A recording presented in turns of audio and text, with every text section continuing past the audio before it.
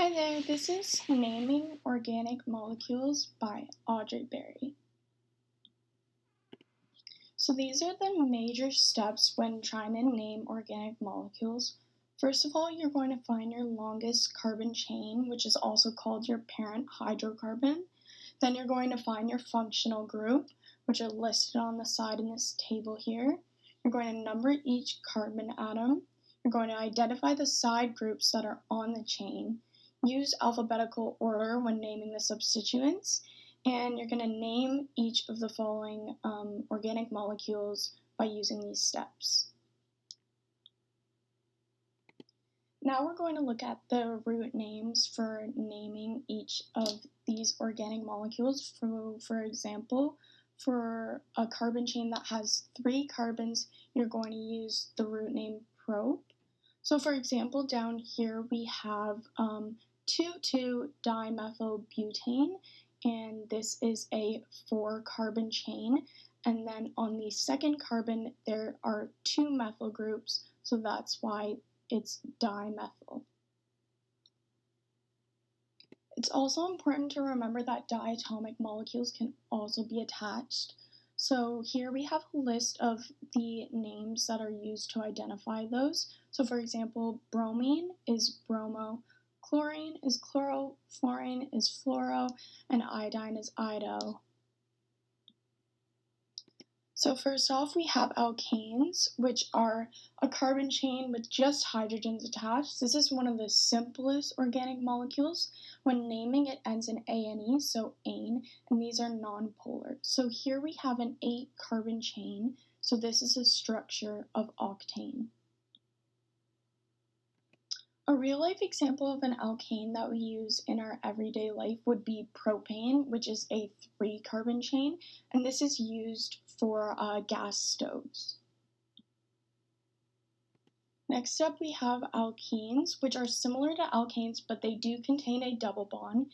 These end in ene. These are also nonpolar, and when naming, the double bond must be related. So down here we have a 6-carbon chain, and on the second carbon there is a double bond attached to it, so this is a structure of hex-2-ene.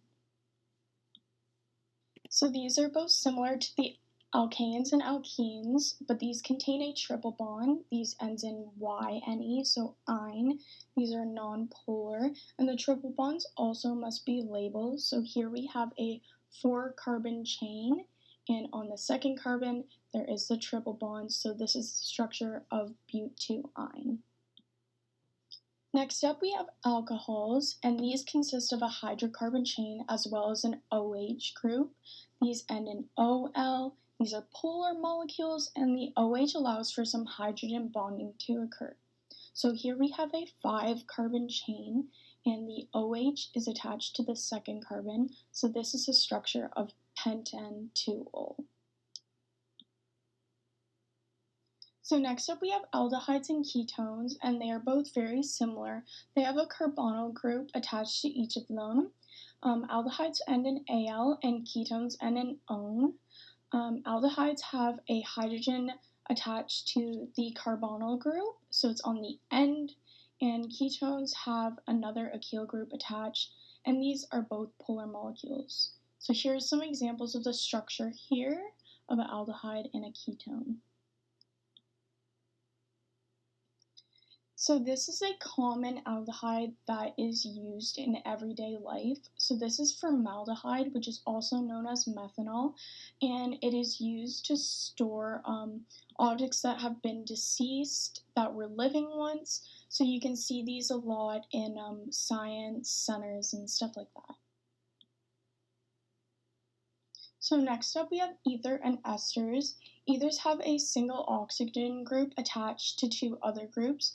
To name ethers, you place ether on the end of the parent chain. Ethers are polar, they're flammable, and most of the time they're used to make insecticides.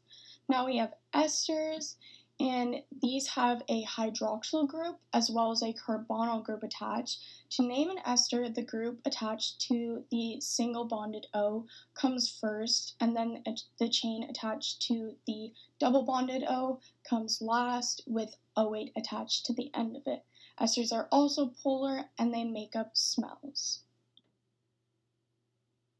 So these are several esters that are responsible for smells like in soaps and candles. So first we have here the oil of wintergreen, then we have essence of pineapple and the essence of rum.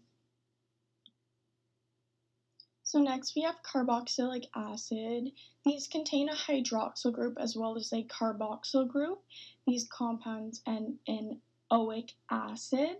Carboxylic acids are polar. They have a higher melting and boiling point due to the hydrogen bonds that they can form, and they are weak acids that only partially dissociate. So here we have a structure of butanoic acid, and the carboxyl group and hydroxyl group are attached on the first carbon, so we do not need to put a 1 there. Finally, we have amines and amides. Amides contain an amino group attached to the alkyl group. These compounds are named by the alkyl group first and then the addition of amine on the end. These are typically polar molecules. So down here we have the structure of pentan 2-amine. The amino group is on the second carbon, and this is a 5-carbon chain. Next we have amides. These contain an amino acid group as well as a carbonyl group. These compounds are named by placing amide on the end of the alkyl group. These are polar, so down here the amino group as well as the carbonyl group is on the first carbon, and this is a 6-carbon chain, so this is hexenamide. So this is the priority list of organic molecules, and first of all we have carboxylic acids, esters, amides, aldehyde, ketone, alcohol, amine, ether, alkenes, alkynes, and alkanes. So this is a brief review over the steps we've learned at the beginning, and we are going to name some organic molecules now. So have your pen and paper ready. We're going to name and be drawing some of them. Also, this is a benzene ring, and it has alternating double bonds between carbons, and it has a cyclic shape. So this is the first example here.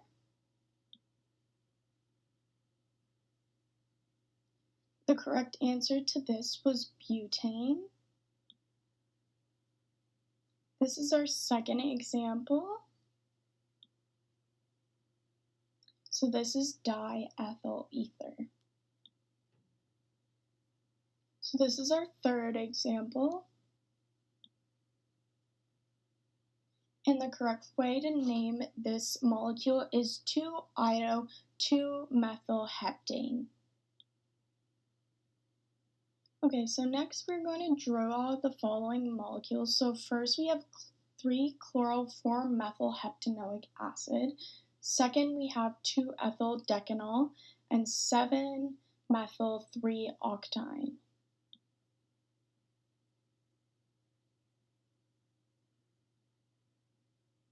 So this is a drawing of 3-chloro-4-methylheptanoic acid.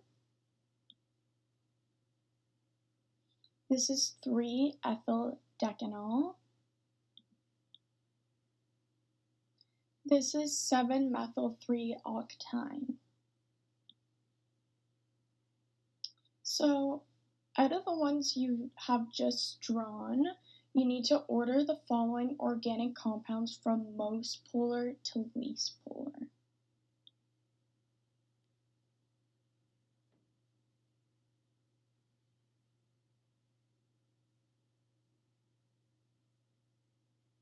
So this is the correct order of most polar to least polar. So we have here the carboxylic acid, which can form more hydrogen bonding than the alcohol can, and then the alkyne is nonpolar. So this is just an extra, and I think this is really interesting. This is the formation of esters, which is done through a condensation reaction. So when you add a carboxylic acid and an alcohol together, it forms an ester and gives off water. That's why it's called a condensation reaction.